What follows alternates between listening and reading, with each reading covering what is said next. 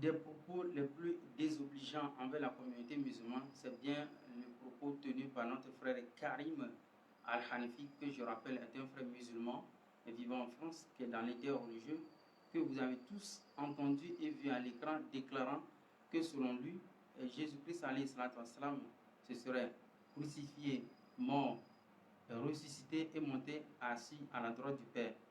Donc, vu cette déclaration si anxieuse vis-à-vis de la foi, le Karim Al-Hanafi étant un musulman, il a juste justifié sa passion par l'un des versets coraniques de la Sourate 4, verset 157, qui nous a suscité une intervention, Inch'Allah, du groupe GIE, ce groupe international islamique d'études comparées. Que la paix et le salut d'Allah subhanahu wa ta'ala soient sur notre prophète Muhammad sallallahu alayhi wa sallam, sur sa famille, sur ses compagnons, sur tous ceux qui œuvrent véritablement pour l'islam jusqu'au jour de la résurrection, Inch'Allah ta'ala. Bonsoir à tous et à toutes. Alhamdulillah, merci d'être connectés et suspendus à nos lèvres, Inch'Allah ta'ala, pour aujourd'hui mettre une fin provisoire sur cette série de la crucifixion ou non-crucifixion selon la Bible, qui a été annoncée par Karim Al-Hanafi, un frère musulman bien sûr, que d'ailleurs a suscité beaucoup de doutes, a rendu la communauté musulmane très anxieuse. Donc, barakallahu fikum pour tous ceux qui sont au rendez-vous. Alhamdulillah, nous avons essayé tous ensemble de décrypter la Bible pour voir si réellement ce qui ressort d'elle est la réalité que pense mon frère Karim Al-Hanafi, pour ne pas ici marquer entre guillemets la communauté chrétienne, Inch'Allah. Donc, pour tous ceux qui ont été avec nous avec les séries, ils ont tous compris avec une mode de lecture minutieuse que nous avions fait de façon globale et puis de l'ensemble. Nous avons étudié la Bible dans toute forme de sa rédaction, que ce soit à partir des témoins jusqu'à l'annonce. Aujourd'hui, nous sommes sur le dernier point, Inch'Allah, que nous allons tous, Inch'Allah, aborder avec une vive attention, surtout avec une rigueur dans la science de la critique textuelle, Inch'Allah. Je commence d'abord par dire à tous ceux qui nous ont suivis que beaucoup m'ont posé la question, à savoir quel est mon avis sur ce qu'a dit Karim Al-Hanafi. Donc, j'ai répondu à la plupart que je n'ai pas d'avis, que moi j'ai seulement mon discernement qui est en fonction. Allah subhanahu wa ta'ala nous l'a bien dit dans le Coran, Bismillahirrahmanirrahim. Wallahu akhrajakum min butuni ummahatikum la ta'lamuna shay'an wa ja'alakum sami'an wal absara wal afidatan la'allakum tashkurun. Allah subhanahu wa ta'ala nous dit Wallahu akhrajakum min butuni ummahatikum la ta'lamuna shay'an. C'est moi qui vous ai akhrajakum min butuni, c'est moi qui vous ai fait sortir du ventre de vos mamans et vous n'avez pas de savoir. Maintenant, pour acquérir le savoir, je vous ai doté des oreilles, des yeux et puis le cœur. Donc, c'est ce qui forme l'ensemble des composants du cerveau de l'être humain. Donc, vous êtes ensemble avec moi pour justifier cela avec la lecture cohérente de la Bible, voire une critique qui ne va pas léser les frères chrétiens, Inch'Allah. Je rappelle aussi que ce n'est pas obligatoirement la fin aujourd'hui, c'est juste une pause de la série qui va peut-être donner du temps à notre frère Karim Al-Hanafi de bien méditer sur sa position et aussi revenir pour justifier sa position, Inch'Allah, puisqu'il ne suffit pas de faire une déclaration qui va rendre la communauté si anxieuse et aussi toucher à la fois des frères, mais c'est plutôt de venir justifier si réellement voilà, on me signale que le son n'est pas trop fort. Alhamdulillah, le grand frère Yahou Julien.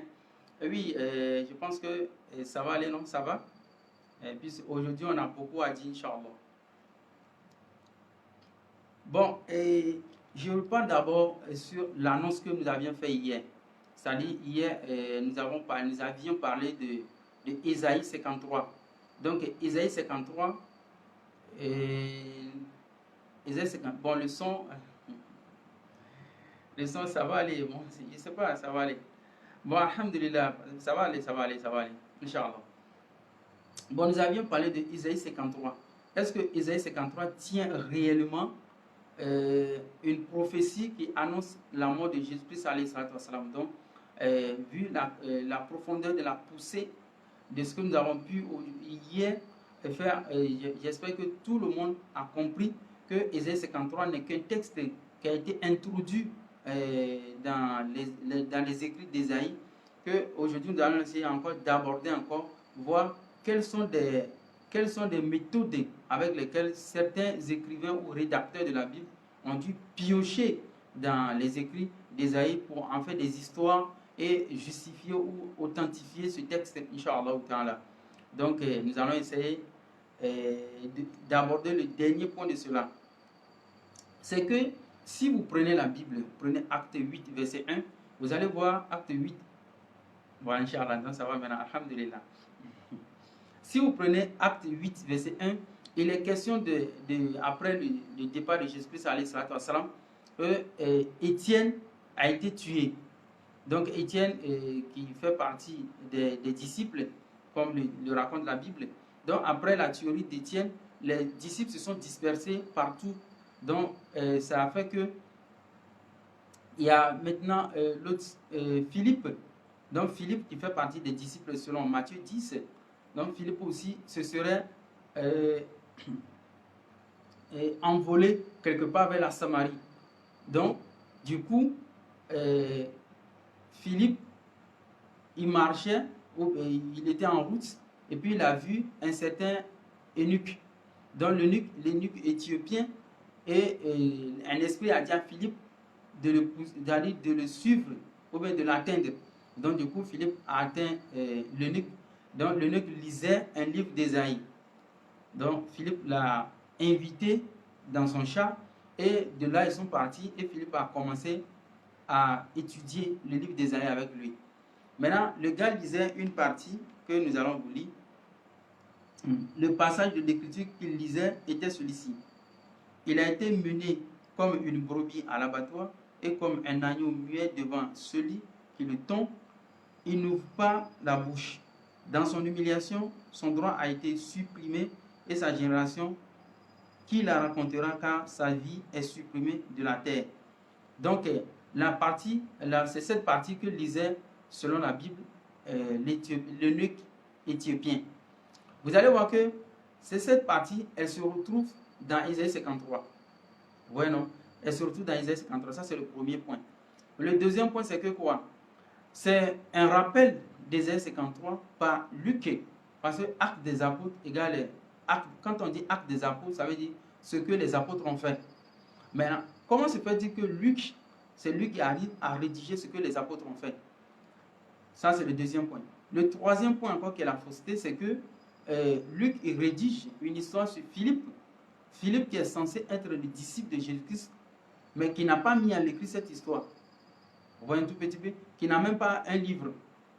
Luc, qui n'a jamais vu Philippe, lui, il écrit maintenant cette histoire de Luc et puis un certain eunuque qui était en voyage quelque part où il n'y avait pas un seul témoin oculaire. Maintenant, si vous êtes curieux, ou bien si vous voulez la réalité, vous prenez Luc 1, verset 1, où il dit, comme plusieurs ayant entrepris de composer des récits de ce qui s'est passé. Vous voyez un tout petit peu? Donc Luc donne son aspect d'un historien qui a fait des quêtes partout et maintenant il fait sa rédaction. Dans cette rédaction, on voit qu'il n'y a pas de témoin oculaire des faits, mais c'est plutôt Luc qui fut un compagnon de Paul qui raconte ce qui se serait passé sur un des disciples de Jésus-Christ, entre guillemets, Philippe, et puis un certain eunuque éthiopien. Donc, ce qui a plu à Luc encore, c'est la partie de Isaïe 53. Et la question lui a été posée, le gars dit, alors, Philippe ouvrit la bouche et commençant par ce texte, lui annonça la bonne nouvelle de Jésus. Vous voyez un tout petit peu? Donc c'est ça, on appelle la supercherie du christianisme qui imbibe ou bien qui plombe les humains dans une sorte de... qui hante les humains. Vous voyez un tout petit peu? Donc, tout a été occulté. Donc il faut d'abord mettre le texte d'Ésaïe là-bas et maintenant après piocher dans ce texte pour essayer de détourner l'attention des humains vers l'annonce de la mort expiatoire de Jésus-Christ alayhi salatu wassalam. Donc c'est juste pour effleurer encore une fois de plus votre esprit que la Bible a été écrite sur une période de temps par des savants qui ont bien étudié leur idéologie et aussi ont été à l'appui avec l'esprit satanique pour pouvoir essayer de mettre en œuvre tous ces discours qui vont dissuader l'être humain de l'adoration pure et sincère de leur créateur Allah subhanahu wa ta'ala. Donc en résumé, l'histoire de Philippe l'eunuque et puis Philippe et puis l'eunuque éthiopien, c'est une histoire qui a été forgée. Bon, pourquoi je vous dis que ça a été forgé? Déjà, on trouve cette histoire dans Acte 8.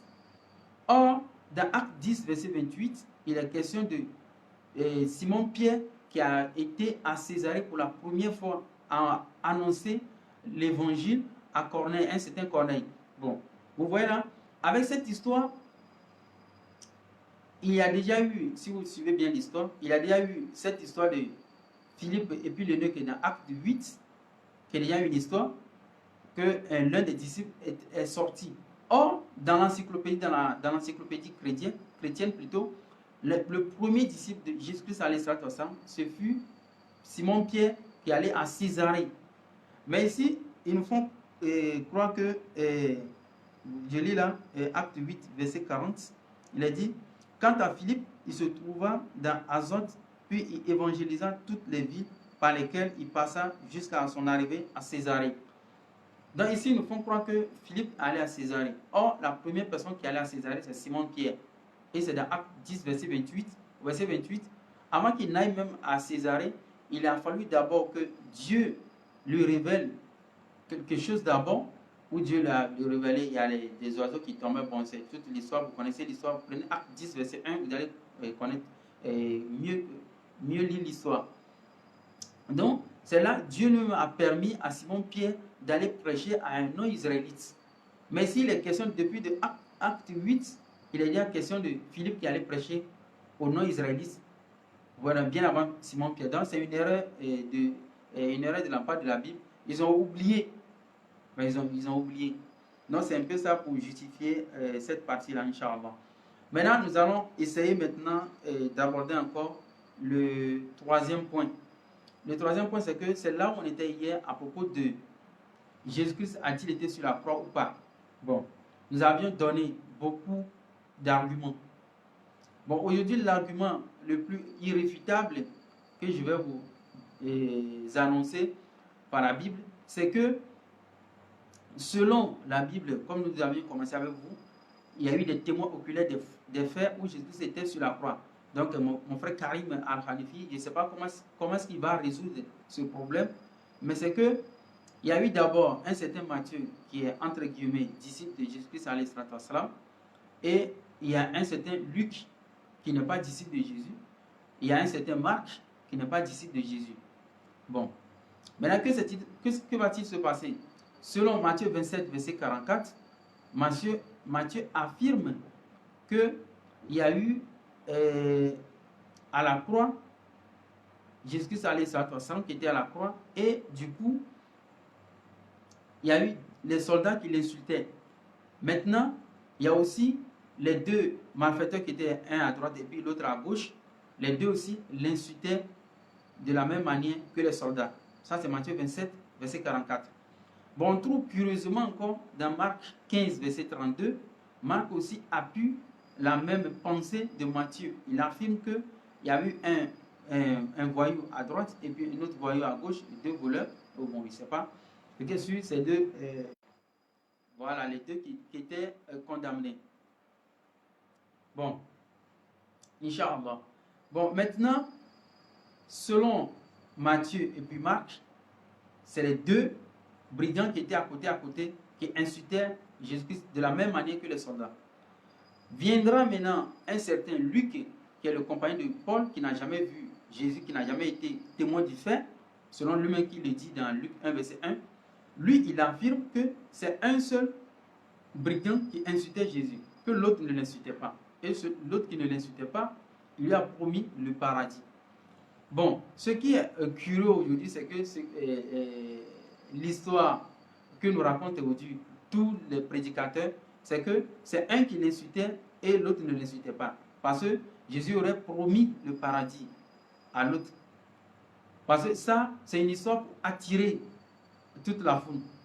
Mais de l'autre côté, dans Matthieu et puis Marc, où ils pensent, eux, ils disent que c'est les deux qui l'insultaient, on voit que ça, il n'y a pas d'importance. Donc, il faut faire quoi? Il faut étouffer cette affaire, brouiller toutes les pistes et maintenant dissiper tous les doutes. On voit un tout petit peu. Donc, c'est une erreur, un mensonge monumental de la Bible sur Jésus-Christ qui se serait passé sur la croix, que nul ne pourra jamais résoudre jusqu'à la fin des temps. Puisque s'il faudrait-il authentifier un témoin, ça devait être premièrement Matthieu, parce que lui, entre guillemets, fait partie de ses disciples, du moins cités dans la liste, mais lui qui ne l'a jamais vu, et Marc aussi qui ne l'a jamais vu, qui furent les deux les disciples de Paul. Donc ici, nous allons essayer maintenant de quitter cette partie où je pense que tout le monde a compris que si réellement il faut seulement des témoins oculaires d'un fait qui racontent des faits différents. Luc, imaginez par exemple, Jésus était sur la croix, Luc n'était pas là-bas, mais comment est-ce que lui a pu écouter Jésus parlant à un brigand qui était à côté de lui? Non, impossible. Vous voyez un peu, c'est impossible. Donc, quelqu'un qui a commencé ses activités bien des années après Jésus, mais comment pourra-t-il rapporter des faits, des dits de Jésus sur la croix? Donc, une fois de plus, Jésus-Christ n'a jamais été sur la croix selon toutes ces contradictions entre les supposés témoins oculaires des faits, Inch'Allah. Bon, nous allons maintenant rentrer dans le vif du sujet d'aujourd'hui pour essayer d'aborder un autre aspect. Si nous quittons la crucifixion, nous allons maintenant à la résurrection montée au ciel, comme l'a dit Karim Al-Hanifi. Bon, je ne sais pas si Karim Al-Hanifi il peut justifier ses dires avec la Bible. Donc moi, je vais lui donner un exercice, lui et puis toute la chrétienté, à résoudre. C'est de quoi? C'est quel genre d'exercice? Cet exercice consiste à la situation géographique, c'est-à-dire où est-ce que Jésus-Christ a décollé pour aller au ciel. Donc, il faut au moins une situation géographique. C'est comme par exemple si moi, je vous dis que Jésus-Christ était venu au Togo chez moi. Mais nul ne va le croire, puisque dans l'encyclopédie, il n'a jamais été au Togo. Donc là, s'impose la géographie aussi de l'histoire. D'où est-ce que ça s'est passé? Aujourd'hui, quand on parle de Canaan, on parle d'Égypte, et puis on parle de la Palestine, ainsi de suite. On parle de l'Arabie. Il y a, par exemple, on dit que Mohammed sallallahu alayhi wa sallam, il a été en Arabie saoudite, donc à la Mecque. Donc tout ça, ça donne la valeur à la géographie de l'histoire, dans la situation géographique de l'histoire. Maintenant, moi, la question que je pose, vous allez faire une petite pause là, je pose une question. Quel endroit Jésus a décollé pour aller au ciel avec ses disciples? Mais quand je lis la Bible, par exemple, dans Matthieu 28, voilà, Matthieu 28, dans Matthieu 28, verset 7, vous allez bien me suivre. Pourquoi est-ce que je réclame l'endroit où il était et il a pris le vol pour aller au ciel? Où il était, il a pris le vol. Donc là, je suis inquiet. Comme vous pouvez constater ensemble avec moi, Inch'Allah. Dans Matthieu 28, verset 7, il est dit: et allez promptement dire à ses disciples qu'il est ressuscité des morts. Il vous précède en Galilée. C'est là que vous le verrez. Voici, je vous l'ai dit. Ici, les questions des femmes qui ont été au cimetière. Vous voyez un petit peu? Donc, quand elles ont été au cimetière, Jésus-Christ est ressuscité, comme l'a dit mon frère Karim Al-Hanifi. Maintenant, il y a un autre, de l'autre côté on dit c'est un jardinier, de l'autre côté on dit c'est des anges.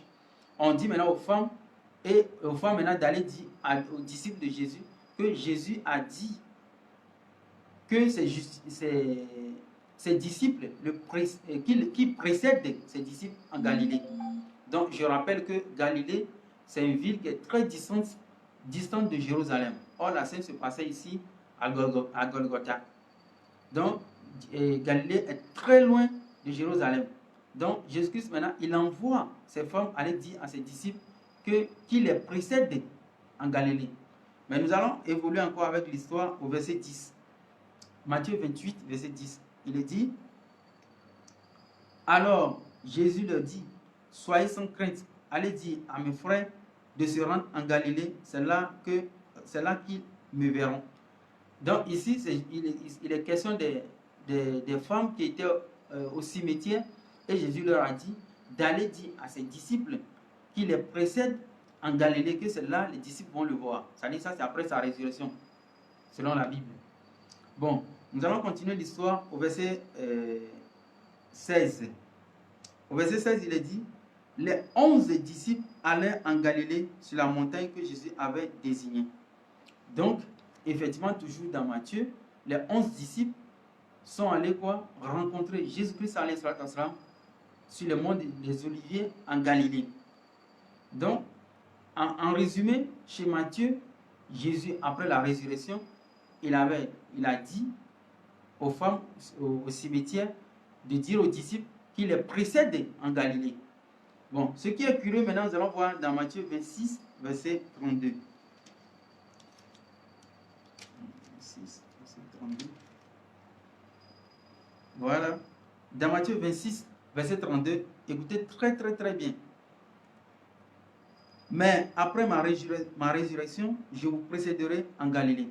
Donc, dans Matthieu 26, verset 16, verset 32 plutôt, il est question d'ici que c'est Jésus qui dit de sa propre bouche qu'après sa résurrection, il va précéder ses disciples en Galilée. Donc, c'est comme une prophétie lancée, parce qu'ici, on est dans Matthieu 26. Donc, il y a eu la réalisation, juste après sa résurrection, les disciples sont allés le voir en Galilée, selon Matthieu 28, verset 10. Bon, nous allons évoluer encore dans Marc 14, verset 28. Marc 14, verset 28. Dans Marc 14, verset 28, il est question de « Après ma résurrection, je vous précéderai en Galilée ». Donc, ça dit, c'est des prophéties, c'est des paroles qui ont été prononcées par Jésus selon la Bible, qu'après sa résurrection, il va précéder les disciples en Galilée. Donc, effectivement, dans Matthieu 28, verset 7, ou verset 10, verset 16, on nous fait savoir que, effectivement, quand il est ressuscité, il a précédé les disciples en Galilée. Et pour vous affirmer encore cela, nous allons repartir dans Matthieu 28, voilà, 28, verset 10. Voilà. Matthieu 28, bon, je vois. Verset 16, Matthieu 28, verset 16. Les 11 disciples allaient en Galilée sur la montagne que Jésus avait désignée. Donc, vous allez bien retenir la partie là. Donc, tous convergent que Jésus a d'abord lancé une prophétie qui va ressusciter. Après sa résurrection, il va aller attendre les disciples en Galilée. Je vous rappelle que vous allez prendre la cartographie de la Palestine au temps de l'Ancien Testament. Vous allez prendre ça, vous allez trouver ça ici. Vous allez voir la distance entre Galilée et puis Jérusalem, Inch'Allah. Bon, maintenant, ce qui est curieux, nous allons voir dans Acte 1, verset 3. Voilà, Acte 1. Voilà. Je vois là. Acte 1, verset 3. Voilà, excusez-moi. Dans Acte 1, verset 3, il est question de Luc qui raconte la résurrection de Jésus-Christ et il nous fait savoir qu'il a fait 40 ans, 40 jours plutôt, à Safrola. Il a fait 40 jours après la résurrection, il a fait 40 jours avant de monter au ciel. Et Luc nous fait savoir que les disciples sont allés sur la montagne des monts Olivier en Galilée pour rencontrer Jésus-Christ là-bas. Et maintenant, ils ont fait 40 jours ensemble avec Jésus. C'est ce qui constitue aujourd'hui la Pâque que font nos frères chrétiens. Maintenant, ce qui va être très intéressant ici, écoutez très bien, dans Acte 1, verset 12, il est dit, selon Luc, il dit, alors les disciples, retournaient à Jérusalem depuis le mont appelé des Oliviers, qui est près de Jérusalem, à la distance d'un chemin de sabbat. Quand on dit un chemin de sabbat, c'est-à-dire, vous voyez, un chemin de sabbat, non? Donc ici, ce qui est intéressant, c'est que Luc a décrit la distance qui sépare Jérusalem et puis les monts Olivier. Maintenant, il nous fait savoir maintenant que les disciples étaient allés là-bas, ils ont vu Jésus, ils ont causé avec lui pendant 40 jours. Maintenant, ils sont revenus maintenant à Jérusalem après ça. Bref, on a compris, alhamdulillah, on est d'accord. Maintenant, nous allons ouvrir curieusement l'évangile de Jean, verset 20 à 19. Jean 19, verset 20. Voilà. 20, verset 19. Nous allons maintenant curieusement, pour vérifier l'histoire, comme l'a dit Allah subhanahu wa ta'ala, si un pervers vous apporte une nouvelle, vérifiez bien la nouvelle. Donc nous allons vérifier maintenant la nouvelle dans Jean 20, verset 19. Dans Jean 20, verset 19, il est dit, le soir de ce jour, c'est-à-dire après la résurrection de Jésus-Christ, le soir de ce jour, qui était le premier de la semaine, les portes du lieu où se trouvaient les disciples étaient fermées par la crainte qu'ils avaient des Juifs. Jésus vint et debout au milieu d'eux, il leur dit, que la paix soit avec vous. Quand il eut dit cela, il leur montra ses mains et son côté. Les disciples se réjouirent en voyant le Seigneur. Fin de citation. Jean 20, verset 19. Ici, Jean nous fait savoir que quand Jésus-Christ est ressuscité, d'abord, les disciples étaient séquestrés dans une pièce. Maintenant, il est tombé debout. Mais comment comprendre ça? Or, on nous fait savoir que quand il est ressuscité au cimetière, que s'est-il passé? Il a fallu des anges pour venir rouler la pierre avant qu'il ne sorte. Est-ce que vous voyez un peu? Mais ici, pour rentrer dans une pièce où les portes étaient fermées, on nous donne un miracle où il est tombé en même temps. C'est impossible. Ça, c'est une histoire à dormir debout. Pour rouler une petite pierre, pour sortir du tombeau, il faut des anges pour venir l'aider. Maintenant, pour tomber du haut d'un toit, il tombe. La supercherie, la fausseté de l'histoire, le gros mensonge de l'histoire, voilà ça. On nous fait savoir qu'après sa résurrection, pour voir la première fois les disciples, c'est à Jérusalem où les a vus. Ça, c'est selon Jean 20, verset 19. Regardez comment est-ce que la Bible se fout de nous. La Bible se fout de nous. Vous voyez un tout petit peu. C'est-à-dire, Jean, il raconte n'importe quoi. Il raconte des dires qui sont contradictoires avec ces soi-disant synoptiques, c'est-à-dire les gens qui voient avec les mêmes yeux. Dans raison pour laquelle dans Jean a omis toutes les prophéties de soi-disant, Jésus a dit, je viendrai et je mourrai comme ça, c'est-à-dire 3 jours ressuscité, vous allez me précéder à Galilée. Jean a omis d'écrire tout ça là. Parce que pour lui, c'est un autre tissu de mensonges. Bon, on va récapituler. Pour voir Jésus, pour la première fois, selon Matthieu, Marc et Luc, pour la première fois que les disciples l'ont vu après la résurrection, c'est en Galilée, sur le mont des Oliviers, soi-disant prédit par lui-même. Maintenant, selon Jean, pour que les disciples le voient pour la première fois, c'est à Jérusalem qu'ils l'ont vu pour la première fois. Ils étaient dans une maison. Ils l'ont su une montagne. C'est fini. Mais il faut quoi pour comprendre cela? Moi, je vous expose seulement les preuves. Je vous expose. C'est-à-dire, je lis le texte avec vous. Je vous expose. Donc, c'est à vous d'analyser puis critiquer, Inch'Allah.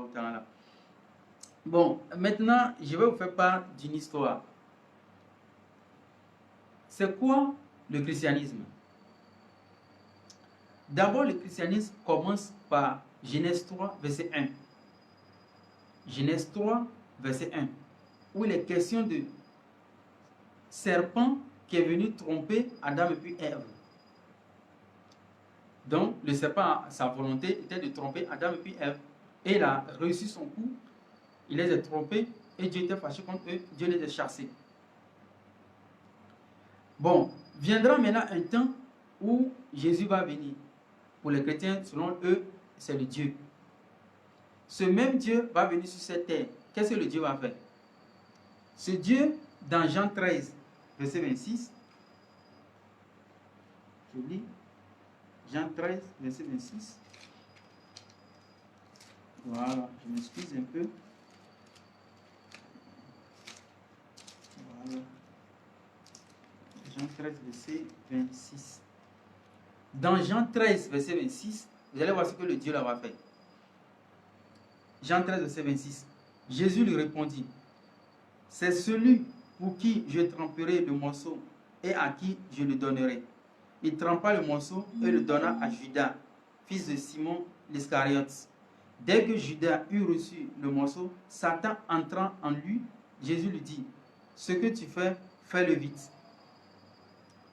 Vous voyez ici, il est question de Jésus-Christ lui-même, selon la Bible, qui a trempé un morceau dans l'eau et puis il a remis à Judas. Et il a dit à Judas d'aller le vendre. Ce n'est pas Judas qui a cherché, hein. C'est Jésus lui-même. Il a trempé quelque chose, il a remis dans la main de Judas. Comme, et Judas, il envoie Judas, va me vendre, pourquoi me tue? Vous comprenez maintenant? Judas, c'est-à-dire, je mets ça, je prends la Bible là, je mets dans ta main. Dès que je mets dans ta main, va me vendre, ils vont venir me tuer. Ça, c'est la première idéologie du christianisme. Bon. Maintenant, dès que Judas a pris ça, Satan est rentré dans Judas. Et maintenant, Judas est allé vendre Jésus. Qui est l'auteur de ça? C'est Jésus, selon la Bible. Qui est l'auteur de ça? C'est Jésus. En complicité avec qui? Avec Satan. Ça, c'est la première des choses. Ce n'est pas la première fois Jésus, le Dieu, il est en complicité avec Satan pour faire les boulots. Hein. Vous allez lire Job 7, verset 1. Il est question de Dieu, Satan se promenait, puis Dieu l'a rencontré. Dieu dit, Satan, où tu vas? Il dit non, il s'est promené dans le monde, il a vu les choses. Dieu propose maintenant en gros à Satan qu'il a vu, qu'il a un de ses bien-aimés qu'il aime bien, qui a la foi, il s'appelle Job. Donc que Satan aille lui faire du mal. C'est-à-dire que Satan aille lui faire du mal. Et Satan allait faire du mal à Job. Job est tombé malade, tout ça. Est-ce que ça là, c'est compréhensible? On laisse ça. Bon, qu'est-ce qui va se passer? Dans Luc, écoutez très bien, dans Luc 22, verset 3, je vais vous lire quelque chose. Luc 22,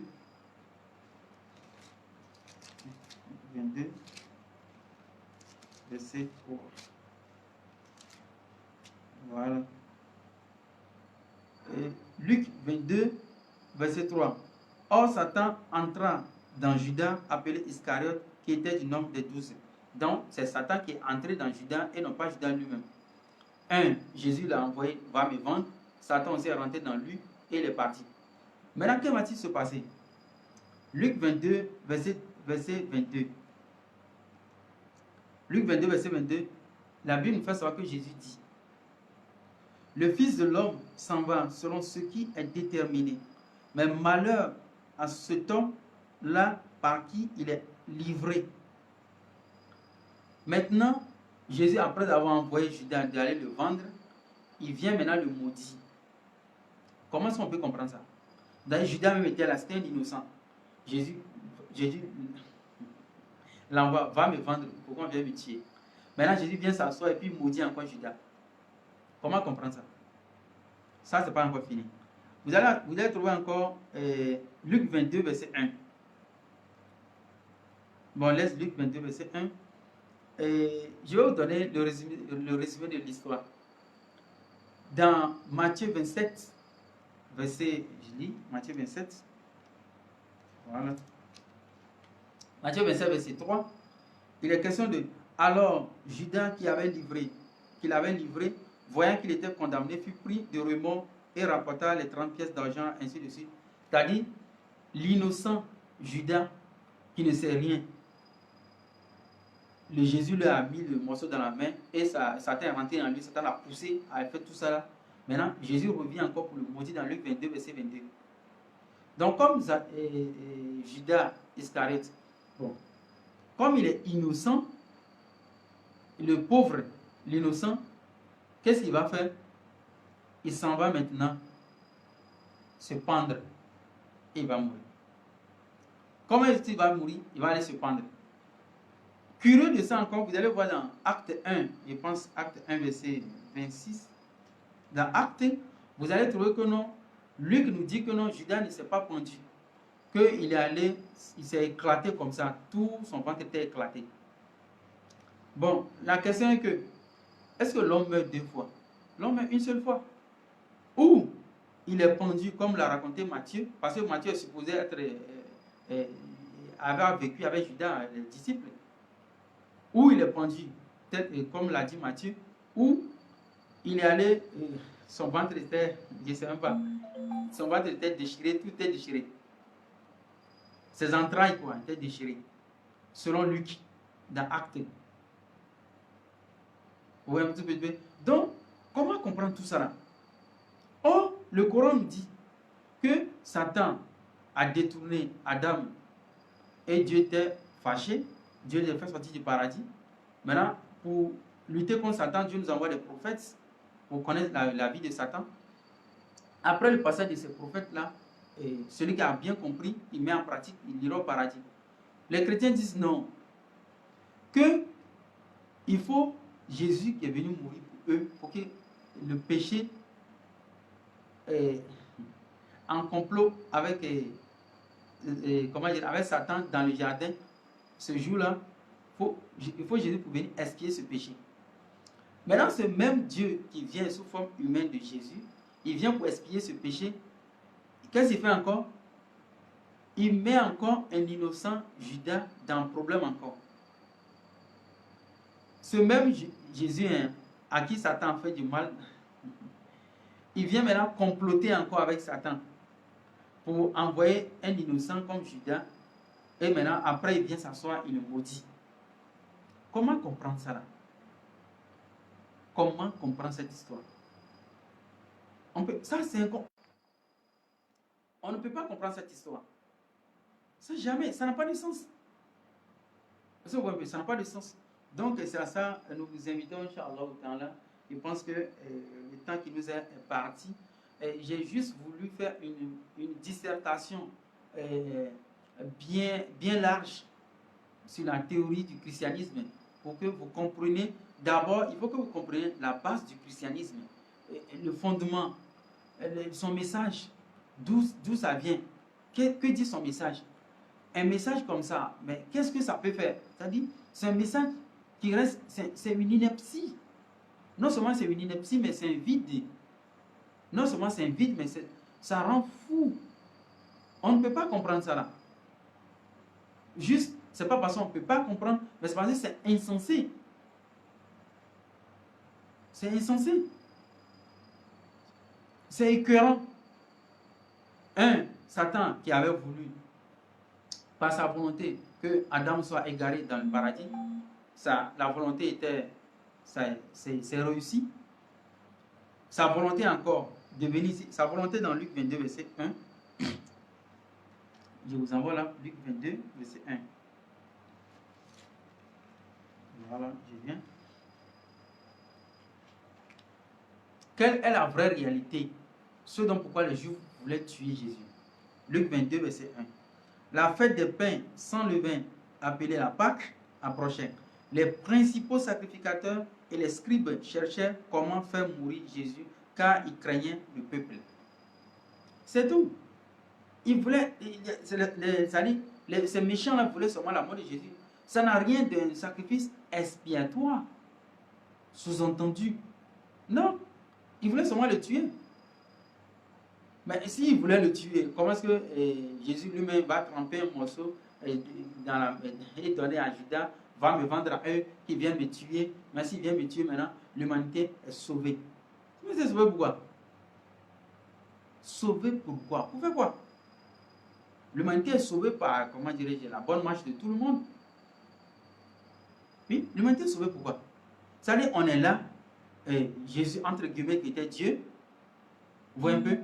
Il était Dieu, il était fâché. En résumé, c'est-à-dire, il était fâché dans le paradis contre Adam et Satan. Maintenant, pour qu'il soit à l'aise dans sa peau pour pardonner les humains, il faut qu'il revienne lui-même encore et nous, on va l'attraper, on le frappe et après, il commence à rire avec nous. Mais comment comprendre ça là? Ça c'est quoi? C'est du désordre. Normalement, c'est du trouble mental. Normalement, même, on doit interdire même la vente de certains, vous voyez un peu, tout petit peu, on doit interdire. Puis ça creuse la psychologie. Ça n'a rien de sensé. C'est ininstructif. Ça peut même hanter l'esprit d'un humain. Raison pour laquelle vous allez voir, si vous voyez un musulman qui quitte l'islam pour une autre religion, sachez que c'est un... je ne sais pas, il a un problème quoi, voilà, il a un problème, c'est tout. Sinon, barakallahu fikum pour l'écoute. J'espère que vous avez tous été très satisfaits, du moins dans notre démarche. Et je pense que tout le monde, avec la tête reposée, que ce soit les chrétiens ou que ce soit les musulmans, moi je vous expose seulement des choses, c'est à vous d'analyser et aussi avoir de bonnes conclusions, Inch'Allah. Maintenant, je vais vous lire une sourate du Coran, sourate 43, verset 69.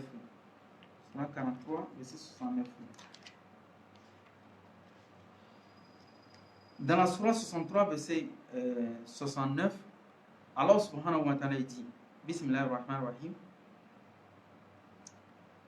Allazina amanu bi ayatina wa kanu muslimin, yutofu alayhi bis. C'est-à-dire, je voulais seulement juste un verset coranique là, à mon frère Karim Al-Hanifi. Et j'aimerais que ça soit à l'intention de tous les musulmans. Dieu dit dans la sourate 43, verset 69, il dit, Allazina amanu bi ayatina wa kanu muslimin. C'est-à-dire, d'abord, Allazina amanu bi ayatina, ceux qui croient en nos signes, wa kanu muslimin, et ils sont musulmans. C'est-à-dire, le verset commence par ceux qui croient en nos signes. Donc, j'aimerais que mon frère Karim Al-Hanifi réfléchisse sur ce verset, que d'abord, croire au signe d'Allah subhanahu wa ta'ala, c'est d'abord commencer par le Coran. Si tu ne crois pas au point, aux virgules, aux mots, aux versets, aux épisodes et aux sourates du Coran, mais comment peux-tu croire à ton Créateur jusqu'à croire à l'au-delà